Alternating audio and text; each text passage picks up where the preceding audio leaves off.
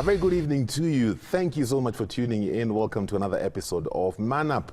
This is the Men's Corner, where we sit down and discuss pertinent issues affecting men in the society today.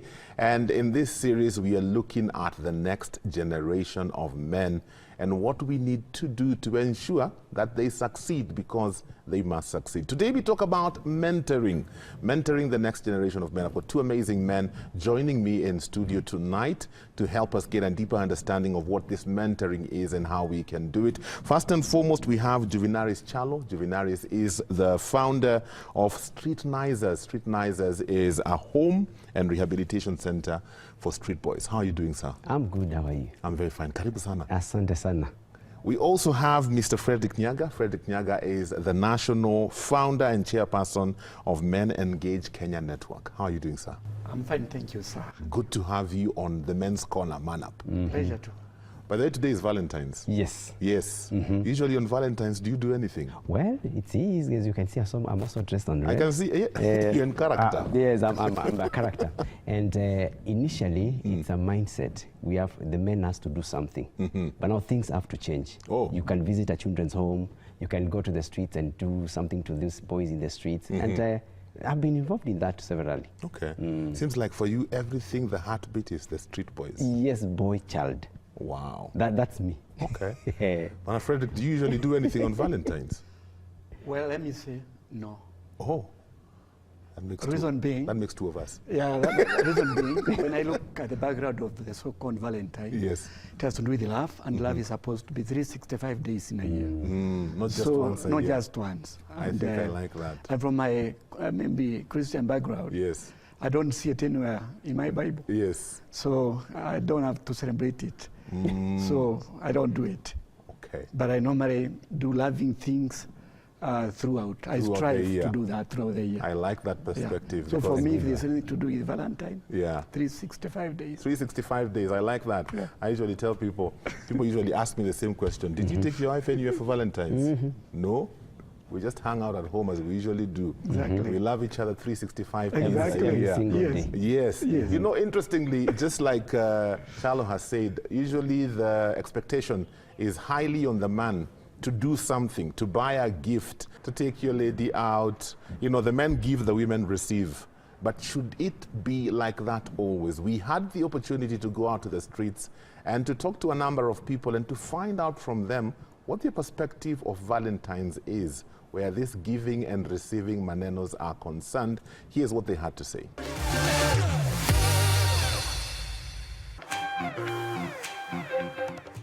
Men will have to value it because women value it in their lives. Sure, I'm very excited about it because hiyo ni kuonesha mtu someone is very keen on you, or maybe someone loves you. Every day, she's my Valentine. Every year, I enjoy her. So no need for wasting even resources or securing like 7,000, take her to Sarova, Stanel, or to Serena. For myself, it's a day like any other. So you wouldn't find me walking around with roses or anything like that, or wearing red on Valentine's. For me, I'll have to celebrate it because I don't want to sleep outside. Usually I celebrate it with my friends, but see God, this time I'm going to celebrate it with someone significant. Of course I do. By gifting someone I love, not necessarily my boyfriend, but you can also gift your parents or your siblings or your best friend. No, I am not expecting anything because it's not actually our day. I'm ready to give someone and also they are ready to give me. So it's a two-way thing. I think it's only fair. I don't understand why women have to be the receivers of the gifts. You also have to give a bit because, it's not, when you give someone, you're doing it out of, to show you love them. It's not dependent on them giving you anything. I am expecting something. I shouldn't gift someone who is not gifting me in return. So now, ladies, I have a challenge for you this Valentine's Day. Don't just go with the norm. Don't just expect a gift. Buy your man a gift as well. Because let me tell you, men also appreciate gifts. And besides, the Bible tells us it is more blessed to give than to receive. Happy Valentine's Day. There you have it, my friend. Different people, different thoughts. But I think I'll stick to what my good friend Frederick had said. 365 days a year, Valentine's ni kila siku, mkipendana mpendane kila siku, because that's how it's supposed to be. Now, like I said earlier on, today we are looking at mentoring. Mentoring the next generation of men. And I think I'll begin with you, Frederick, asking the question. We hear this term a lot, mentoring, but what is it really about?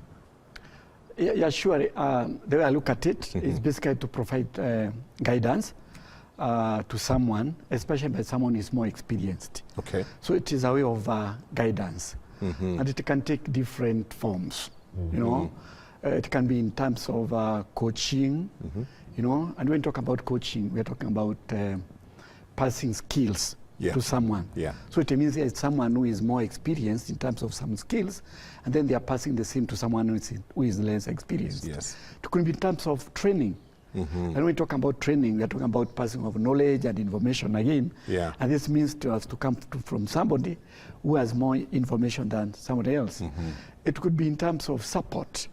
Maybe somebody is in a position to support someone who is less, maybe who is a bit disadvantaged. Yeah. It is still mentoring because you are at an advantageous position.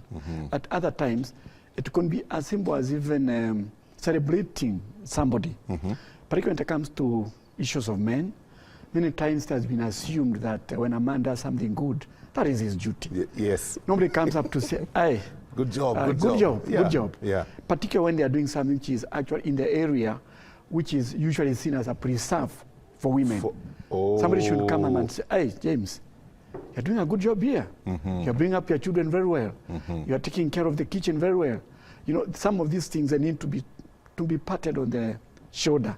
That is part of mentoring, because as they are being told that, they are going to be encouraged, they move on, and other people are going to copy from them. So from where I stand is about basically guidance. Okay. You know? I like the perspective you're bringing, because I don't know about you, Charla, but sometimes when I hear the term mentoring, it seems like such a formal setting. Aya, 1, 2, 3, sasa tumeanza mentoring session. You know, but from what he's saying, it seems like it can be a part of everyday life. Right. Exactly. Because like it's more of discipling. When you disciple somebody, you're bringing this person to a certain way. Okay. For example, let's take Jesus. He discipled the 12 in a certain way. They did what he did, and they did it more excellently than they expected. So the same thing applies to that. If it's giving, like what he said, a skill, you give somebody the skill, then you expect them to do it better than you've taught them. Just like the way he has said, somebody who has gone ahead to be able to go down there and pick somebody and raise that person. Like what I'm doing with the street lasers. I've been going down to the streets because I was there. So I've been picking others and now discipling them, mentoring them in a certain way. Go to school, read the Bible, go to church. Those are some of the things they don't do. Then you start showing them what to do. And I think when you do that, then you make it more consistently and of course positive, because we have negative ones. Positive, that person will definitely start moving on in the right direction, and they will copy what you are doing. But usually sometimes when you have conversations with the younger men, they usually say the older men, older than mimi na wewe, huyo ana ndevu ya white. It's coming. Still coming. It's still coming. So older is the two of us. They usually say the older men don't have time for us. And sometimes when you talk to the older men, they will tell you, these young people, ni wajuaji. They can't sit still long enough for you to teach them something. So where is the disconnect from your perspective? You see, maybe the way I look at it again, it depends on what is expected. You know, sometimes people can be expecting the wrong things. Okay. As you say, mentorship is not necessarily formal. Yeah. Sometimes it takes just a one-on-one. When we are working together with you, you can learn from me. You know, sometimes it could be group mentorship, where it could be a group of us, one or more people interacting with a group of people, again to mentor them. And even those members in that group can also be mentoring each other. So it will not be formal. But many times people look at mentoring in terms of career, the development. Yes. That, you know, I have nobody to show me the way, what I'm supposed to do, it need not be like that. So it can take different forms of mentorship. So, and the idea that the older men are not there. Where are they? Yeah. Because they are there. The other day. They're busy with other things. Where are they? Money. They're busy waiting for Arsenal to win the league.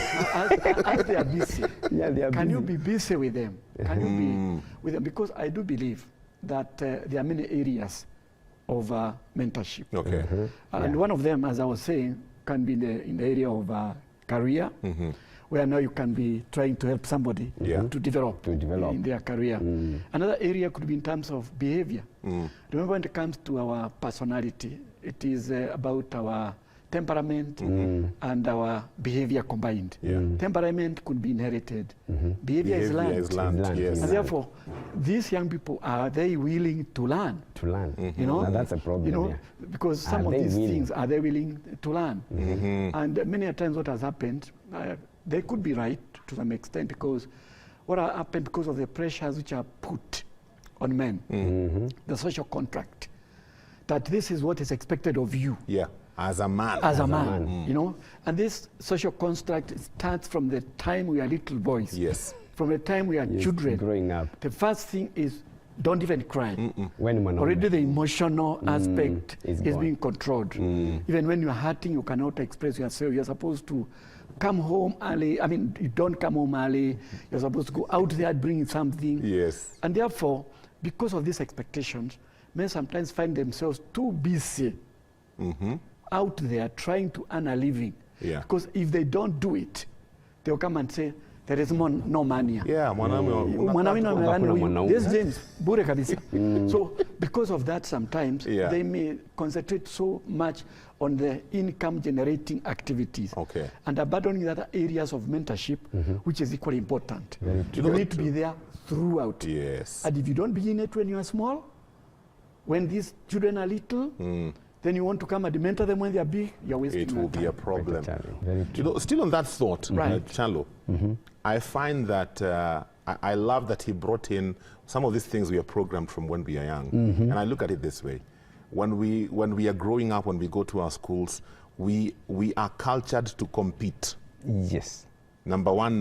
Hata ukifanya mtihani unaekaga mkono hivi ndio huyu asiangalie unafanya nini. So there's always that aspect of competition. And when we grow up, you know, in fact, one young person was saying some of these people who have succeeded, if you ask them how they got there, they don't want to tell you. They don't want. Because we have been taught to compete. You have to be number one. So if I tell you how I got here, you will defeat me. Right. And so because of that, even when we talk about mentoring amongst men, then it doesn't flow naturally because you are my competitor. Why should I tell you my secrets? Could that be an issue from your perspective? Well, it is a yes and a no. Okay. Because as you've said before, young men are so busy, they don't want to be.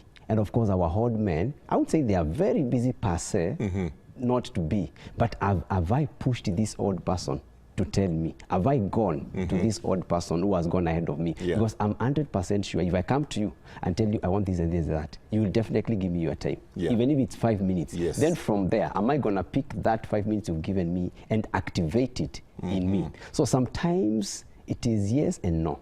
Okay. They are busy, and also the young people out there, through the pressure, through the social media, through the impatience that is there, becomes an issue for them to be mentored. Okay. We're talking about mentoring the next generation of men. When you hear that term mentoring, especially where men are concerned, what are some of the thoughts that come to your mind? Please share that with me right now on SMS. 20316 is the SMS line, and the WhatsApp number is 0786 316 316. Kama kawaida, I'm only giving you a minute to go to the kitchen, grab a cup of water, and come back because we are not yet done with this conversation. So stick with Family TV. This week on Youth on the Move, we sit down with a woman who's all about bringing value to every single thing that she does, who takes us on her journey of success, and a youth group ardent on changing lives. We have worked to empower young people connect them and as well as amplify their voices in education and skill building with a focus on vocational training. That's this week on Youth on the Move. And we are back on Man Up tonight. We are looking at mentoring the next generation of men. What must we do? That's what we want to engage in right now. In studio, as always, we have got guests who know some of these discussions we are having, and they're actually doing something. They don't just have head knowledge, they're actually doing something. So today we are hanging out with Frederick Nyaga, national founder and chairperson of Men Engage Kenya Network. He's doing quite a bit of mentoring where men and boys are concerned, and also Juvenalis Kyalo, founder of Streetnizers. This is a home and rehabilitation center for street kids. So, your turn. What is the burden you had in your heart to begin Streetnizers? Because you're also picking young men from the streets and mentoring them. Why? It all begins from home setup. I didn't have a father figure. Okay. There was an absent father. I needed somebody to hold me. My elder brother was not there. My other brother was not there. So when I grew up, I felt that gap in me. Okay. I needed to go out there and do something to somebody. Go out there. Yeah, go out there and Yes. do something to somebody, because I do want to see somebody else going what I went through. Yes, and that's why Streetnizers was born. I started picking 3 boys from the streets.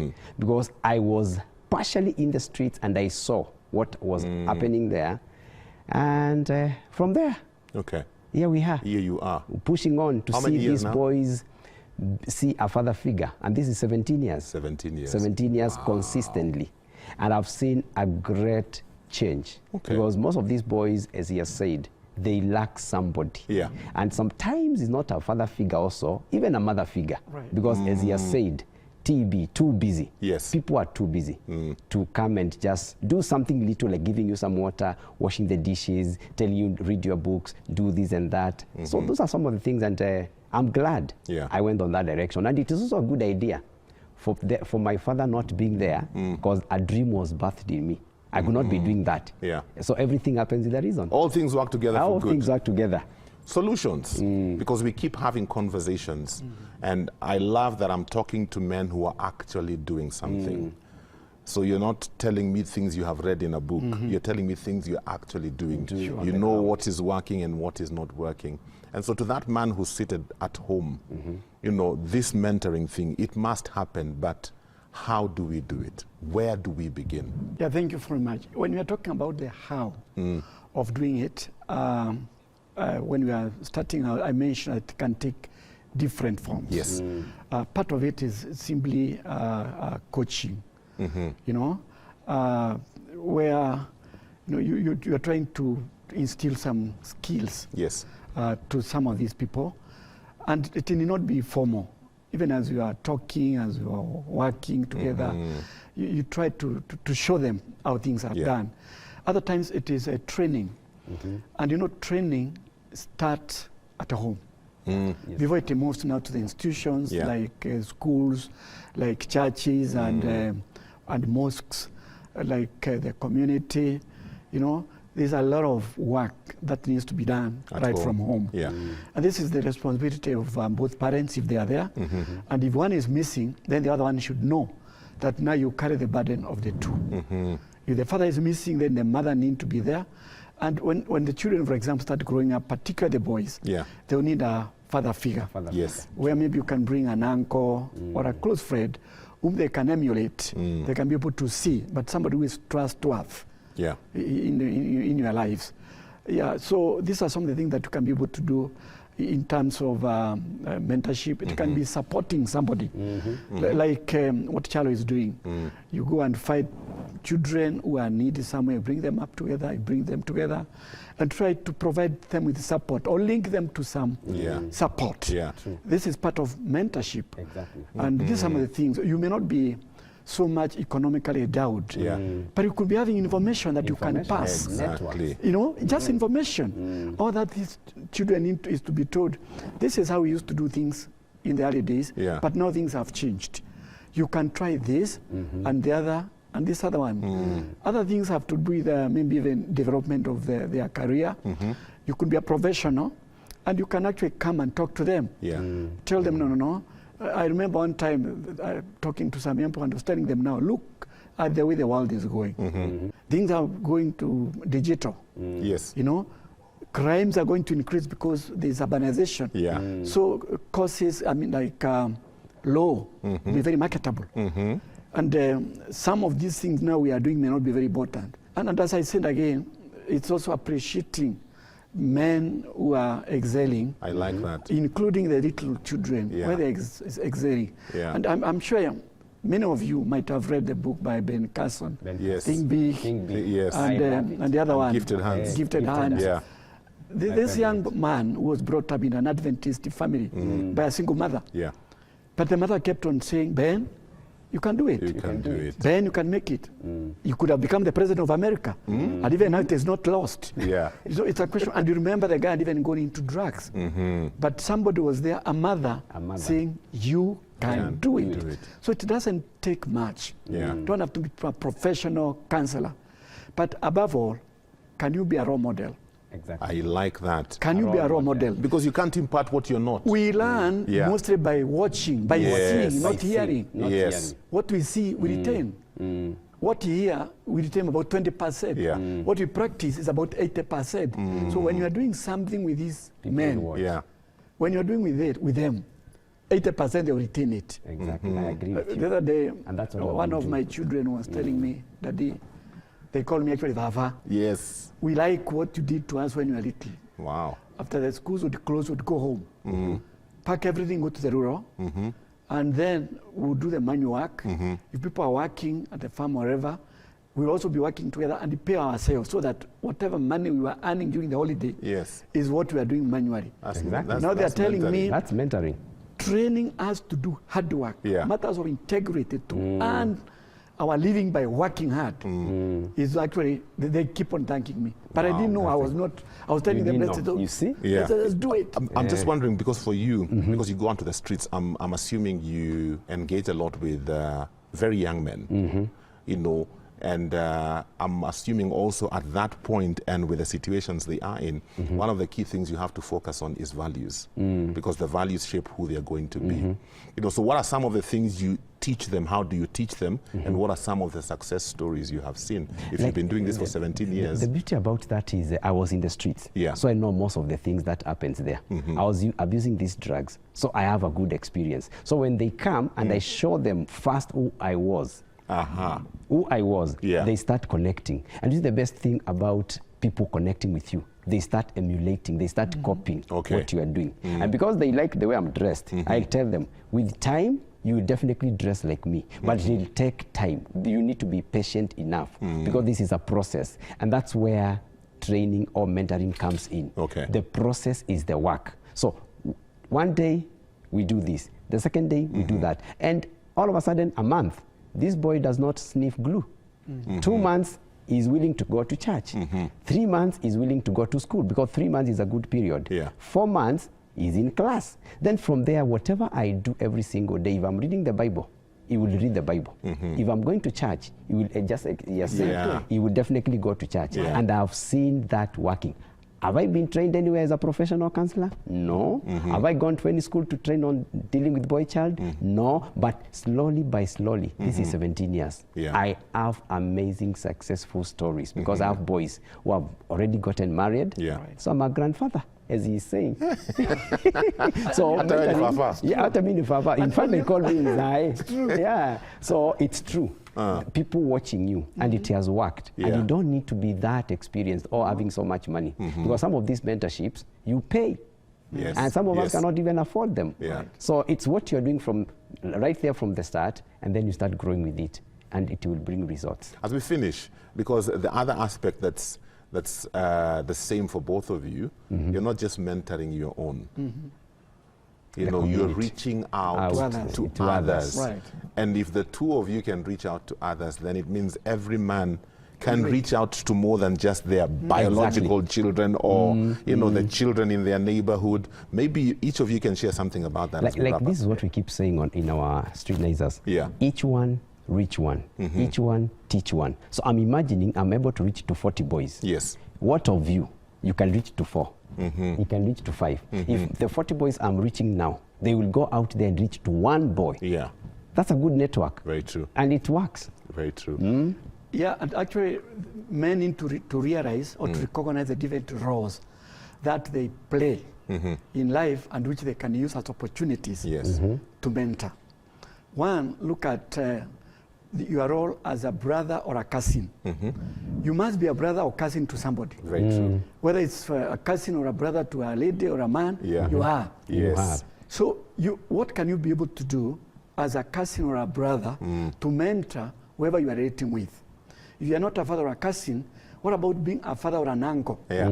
You may not be a father, but you're the uncle to my children. Yes. Exactly. What role can you play as an uncle? You know, as a father. You know, in the African setup, we used to talk about Baba Mdogo. Yeah. This mambo, uncle, the brother to your father in Africa is your father. It's not your uncle. Yes. Your uncle is a brother to your mother. Yes. So when you talk about being the role as a father, fathers and uncles can play a very big role. Another role is when maybe you're a leader. Leaders, you know, men hold unproportionately high position, more positions than women in the society. Very true. They are leaders. So in your capacity as a leader, wherever you are, may it be in church, may it be in politics, may it be in the community. Do something. What can you be able to do? Then there's another role. As an employer, you couldn't be an employer. What are you doing as an employer? What work ethics are you instilling to the people who are working with you? So there are so many, and then there's another very important role of a man, peers. Peers and friends. Researchers have shown that men tend to trust more their friends and peers. Yes. The moment young boys leave their parent, the people they trust most are the peers and friends. Friends, true. So as a peer, what are you doing? That would call the peer mentoring, peer mentorship. What are you doing? What are you telling your colleague? I like what Shara has said. You know, he goes to the kitchen. I'm telling, I made my breakfast. Because my wife is working. She's working like I'm working. Why should I expect her to work? I have heard. When you marry, your hands don't drop off. Come on. Do something. Can you man up? Yeah. You know? Can you man up and go to the kitchen? Yes, wash the dishes. Researchers have again shown that men who are involved in care work live longer.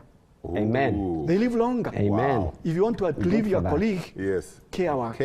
Take care of the children. And that's what we are doing. Exactly. Going out of ourselves. Very true. Gentlemen, exactly. Unfortunately, my time is up. My producer is showing me signs and wonders. Our time is up. But thank you so much. And thank you for what you're doing. You know, I pray that more men will man up and give back. There are a lot of young men who need mentors. I love what these two gentlemen have said. Engage us more. Begin where you are. Yes. You're a cousin, you're an uncle, you're a father. There's somebody you can mentor. That's all the time we have for Man Up tonight. Thank you so much for being a part of this conversation. If there are any topics you'd want us to get into, feel free to suggest via our line 20316 for SMS and WhatsApp 0786 316 316. Until next week, man up and go to the kitchen.